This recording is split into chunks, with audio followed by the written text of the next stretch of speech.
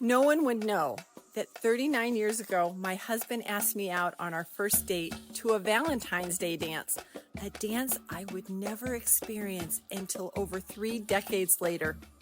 I remember his phone call like it was yesterday. I must have jumped 2 feet in the air with his invite. A handsome guy with an invitation to one of my favorite social activities, dancing. Little did I know that my new boyfriend not only didn't know how to dance, he grew up in a family where dancing was taboo.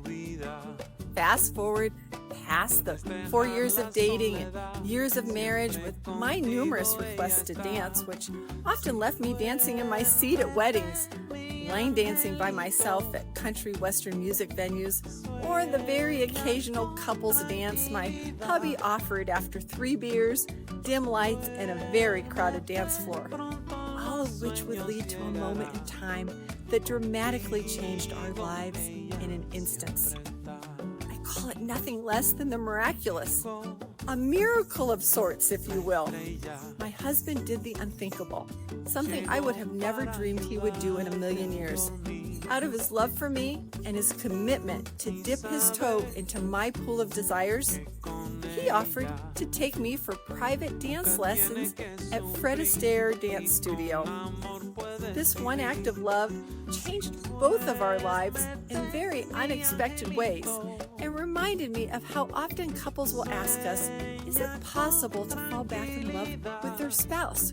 Or is it even attainable to experience a lifetime of being forever in love with their mate? The answer is a resounding yes. And this is one of the keys. A couple that plays together stays together. Committing to new activities that you both mutually enjoy is a secret to maintaining the excitement. To keep a romance flourishing, there is a recipe followed by all couples who maintain their lifetime love affair. There must be presence, polarity, and perpetual growth. This newfound activity immediately required us both to be present with each other as he expended immense effort to remember his steps and continuously lead me in mine. My senses became heightened to his most subtle cues, from patterned movements to twirls or my beloved dip. The experience of him being in full control offered me the gift of his undivided attention and an opportunity to let go and just be.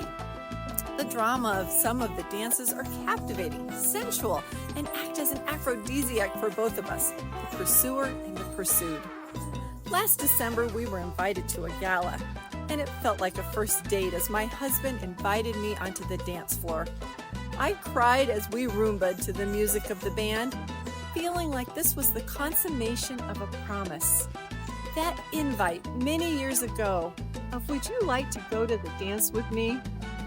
It's a great example of how expanding yourself to do something new that's important to your spouse becomes a catalyst for you both to grow together and discover new loves that make your life juicy in the present, rekindle the embers to fall back in love, and an opportunity of enjoyment for a lifetime.